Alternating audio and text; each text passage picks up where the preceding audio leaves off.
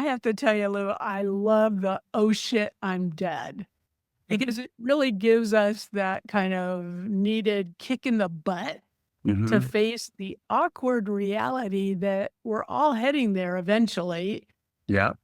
And so here's another "oh shit" moment. Oh my God, what if it happens sooner than later? Let's be real.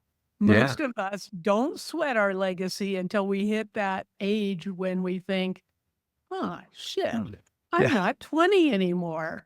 And that's I know. the cue to panic, right? Then it's Exactly. now what? Welcome to Oh Shit, I'm Dead, the Legacy Podcast, the show where we ask the big question, what will they say about you when you're gone? Each week, we sit down with icons, trailblazers, and legends in the making to dive into their stories, scandals, and the legacies they're leaving behind. And now, here's your host, the video godfather himself, Lou Bortone. Hey, welcome back to the Legacy Podcast. Oh shit, I'm dead. What will people say about me when I'm gone? And I wanted to welcome my good friend, Kat O'Sullivan, because you talk about not just legacy, like what happens after, but you talk about living your legacy. So you are actually the perfect guest for this podcast. Yeah, I have to tell you, Lou, I love the "oh shit, I'm dead." Because it really gives us that kind of needed kick in the butt to face the awkward reality that we're all heading there eventually. Yeah. And so here's another "oh shit" moment. Oh my God, what if it happens sooner than later? Let's be real. Most of us don't sweat our legacy until we hit that age when we think, oh, shit, I'm not 20 anymore. And that's the cue to panic, right? Then it's now what? Yeah. And that's exactly why I wanted to talk with you about, because again, I think your message is so on point, because oftentimes we don't think about our legacy unless we hit a milestone birthday or we have a health scare. And we think, oh, what are people going to say? Not just what are people going to say about us when we're gone, but what did our life really mean? So talk about a little bit about how you approach the living your legacy. Yeah, it's a spoiler alert. Your legacy isn't some grand gesture that you leave behind when you're gone. Like most people think of legacy as like how much money, property, memorabilia, statues, things. libraries, things that we're going to leave behind when we're gone. But it's actually crafted in the small choices that we make every single day. It could be something like as simple as not losing your cool at the jerk who just cut you off. Yeah. Or reaching out to an old friend with a simple hi, or finally doing that thing that you've been putting off that would really make a difference in your life and maybe in other people's lives, but we just never get to it. Yeah. And the reality is every choice counts. Now that's a wake-up call. It is. Because, like here's the question. How many of today's choices scream your true legacy? So many of us are caught up in the chaos of life, and like we rarely stop, if ever, to ponder our legacy. It's like we're on autopilot and we're like zooming ahead 100 million miles an hour. But here's the kicker. Are we even headed in the right direction? Right. It's humbling. It's humbling when we actually stop. So whether we like it or not, our legacy is unfolding with every decision, every moment. So let's face it, no better time than now to hit pause, take a breath, take a big breath, have the courage to put our foot on the brakes long enough to figure out, okay, what matters to me now? Not in the past, but right now, what is most important to me? What do I really want to be known for? And to get clear on what we want to stand for today and what that looks like in action. Mm-hmm. And then I'm known for the let's make a hell yes commitment to live that legacy wholeheartedly and unapologetically. Yeah. For those of you who don't know, Kat did a big relocation from the U.S. to Mexico. Was this what drove this decision? Did you have a big aha moment? Or? Yes. When COVID hit and everything came to a stop, I was guilty. I was going a million miles an hour. Mm-hmm. And, what I was doing was good. It was making a difference in terms of my work with my clients, doing consulting and training and coaching and facilitating. And even as I say all that, I'm like, and I'd been doing it for a long time. And for a long time, it was really meaningful. But when everything came to a halt, number one, I realized I was completely burned out. And closely after that, realizing I don't want to do that anymore. That was the wake-up call, along with the fact that my husband's 18 years older than me. There was this reality that if we don't change things up, because he's been retired for a long time, he had a life, I had my work, never the twain shall meet. It's like, how the hell are we going to create a life where I could make a significant shift in what I was doing, as in finally write my book, do speaking, do things that would actually expand the reach and the impact of what I'd been doing. And like all the lessons that I've been learning along the way, how can I impart those to other people?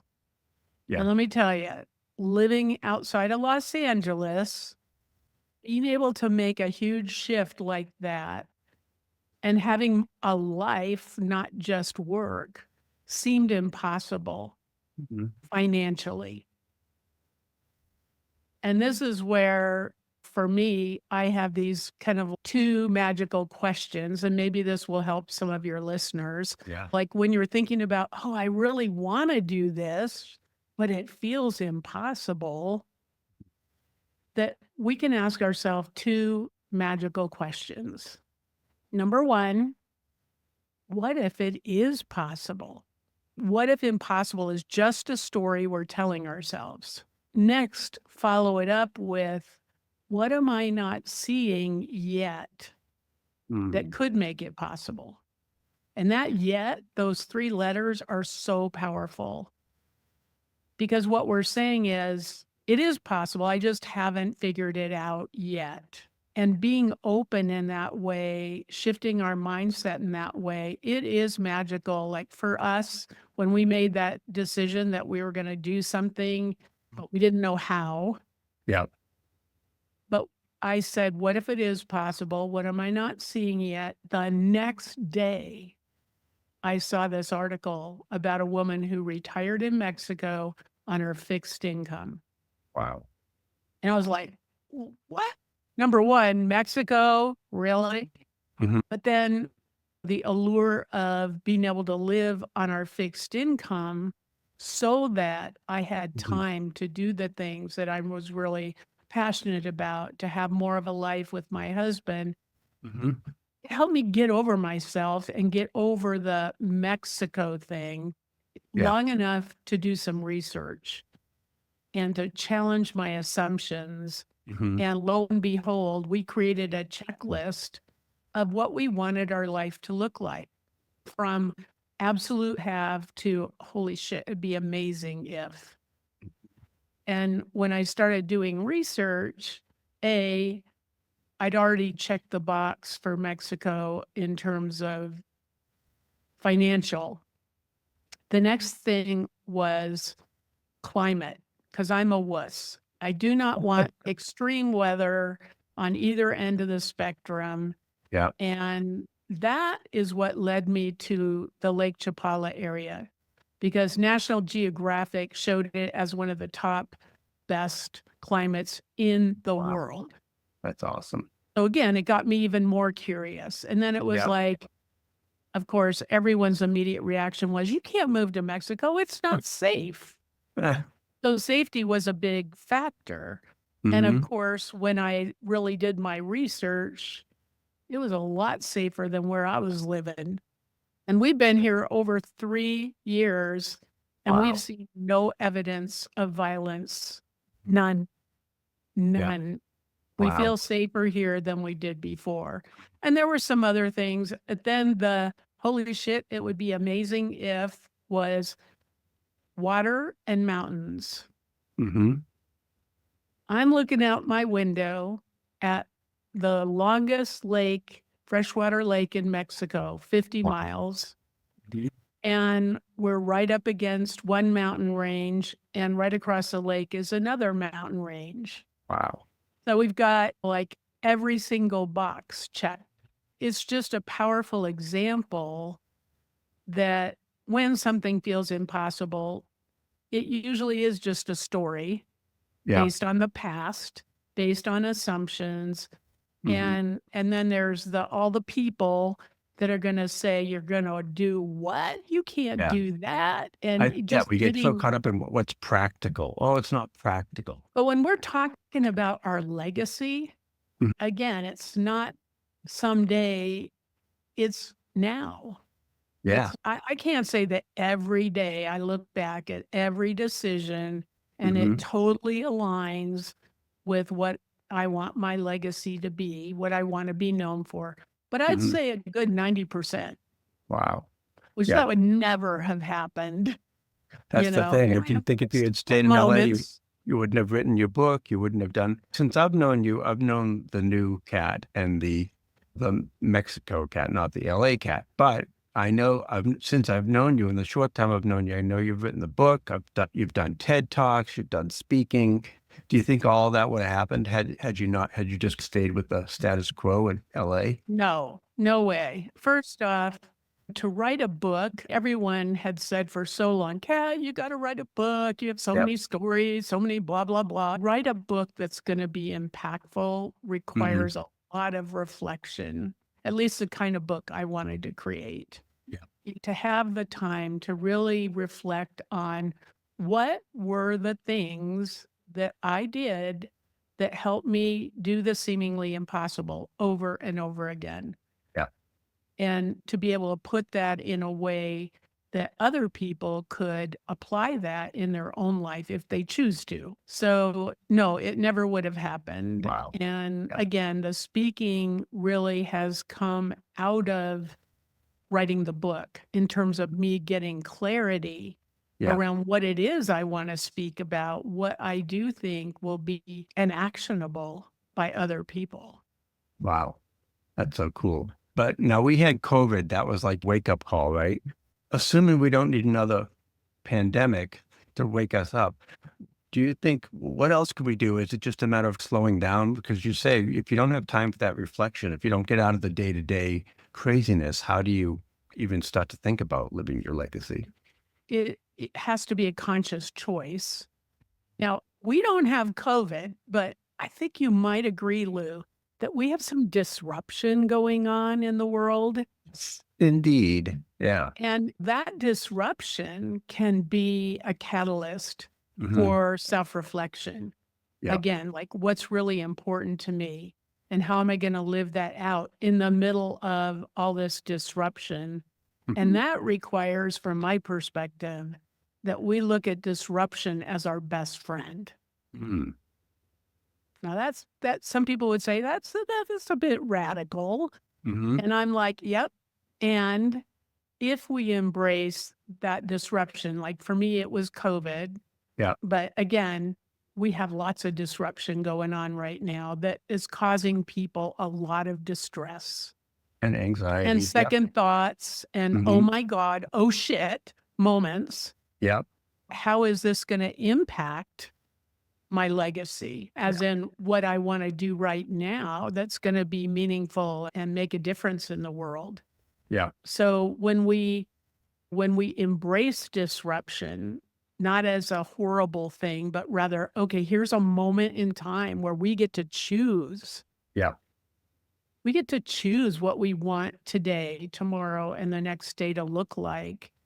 And if it's not what we're doing right now, Or maybe we're okay with what we're doing now, and maybe there's something else that we would like to do even better.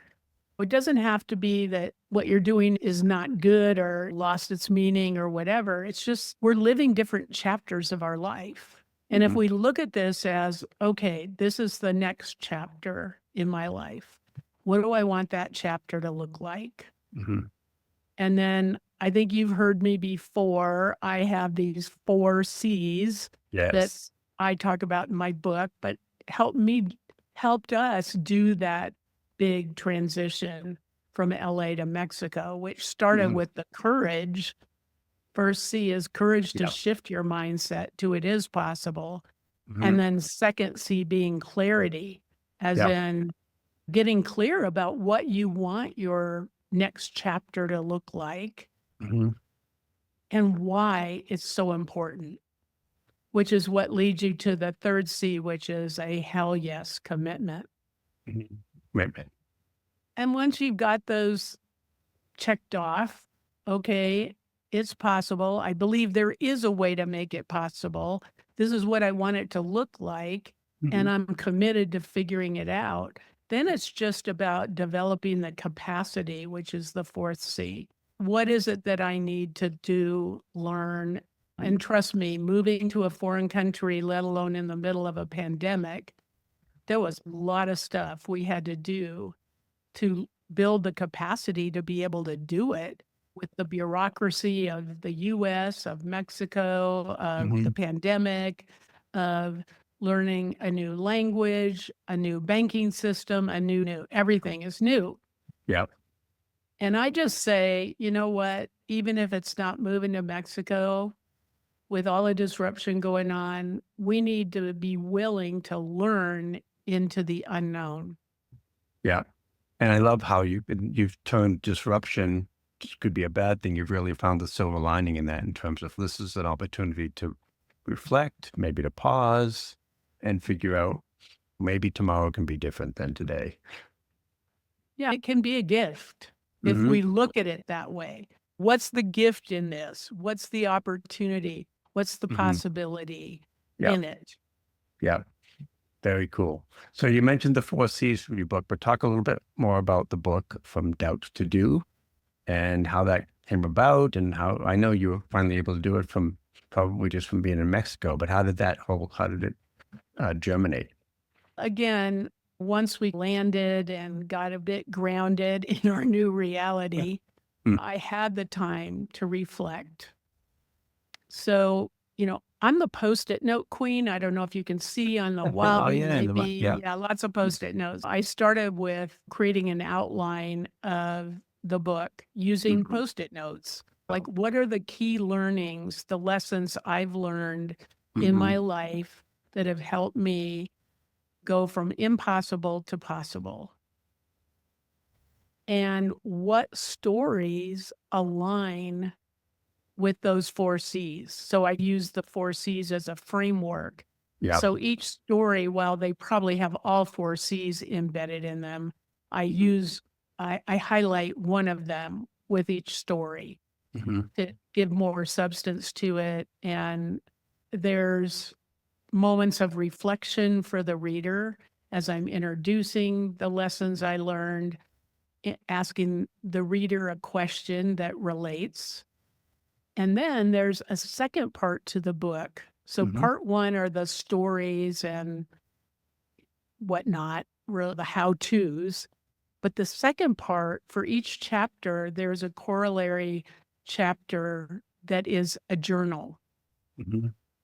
Because I really believe to make any kind of significant shift, we need to get all that negative self-talk out of our head onto a piece of paper where we can examine it more objectively and reflect on what else is possible. So I've really created a 2-part book to give people that opportunity to immediately think of how are they going to apply the lessons that are presented throughout the first part. And the stories are inspirational, hopefully motivational, hopefully actionable. The lessons are actionable.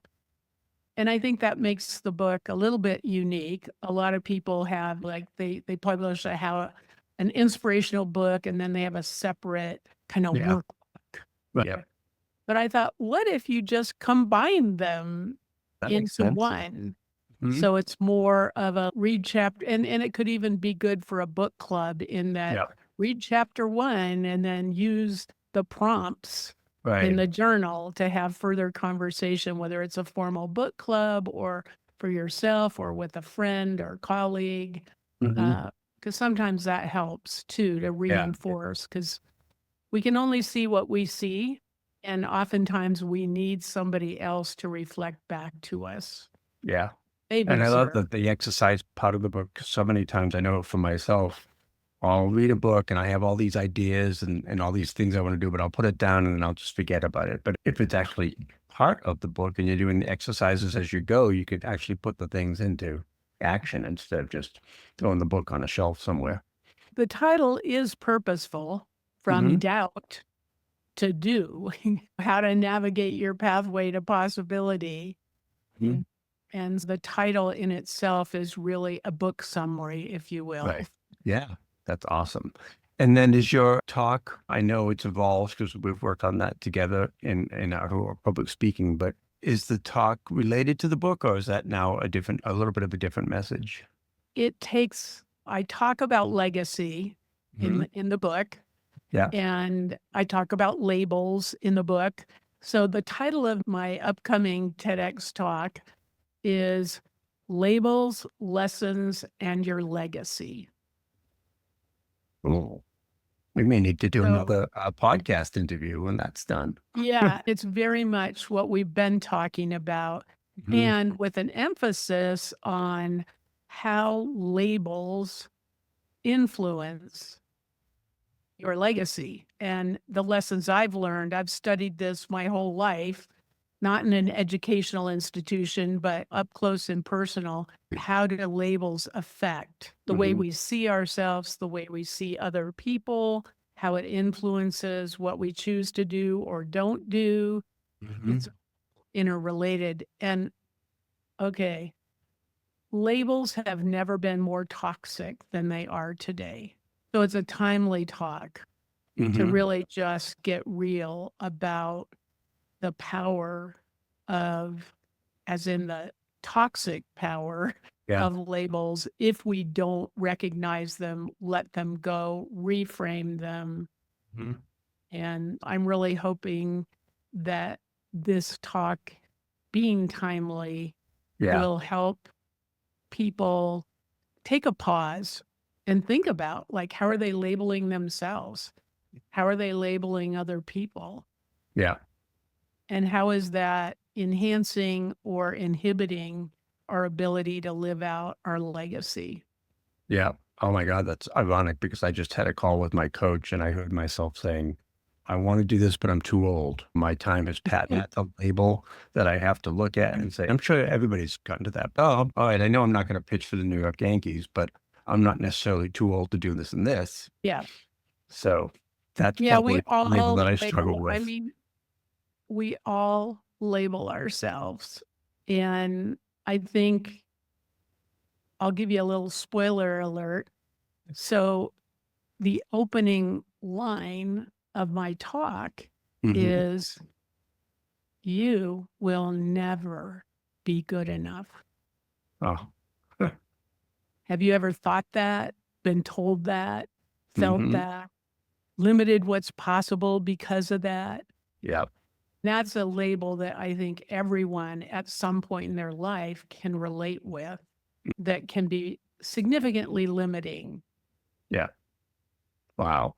This is great. Really good stuff and very on point as far as this goes. But that's the whole idea, is when I think about what do I want people to say about me when I'm gone is what I want them to say about me right now. So I think that's more about. And I think there are the obvious labels. I hear it so much at this stage in my life. I did it myself. Can I really do this at this stage in my life? There's all these things. I'm too old. I'm too young. I'm too fat. I'm too skinny. I'm too whatever. But then there's unconscious labels. things we're not even aware of. And I talk about that in the talk because those can be just as toxic. Yeah, I'm looking forward to hearing the whole thing. And tell folks where they can find your book as well, just so that they can check it out. Obviously, it's available anywhere. That being said, it is available on my website, katosullivan.com, and that's cat with a K.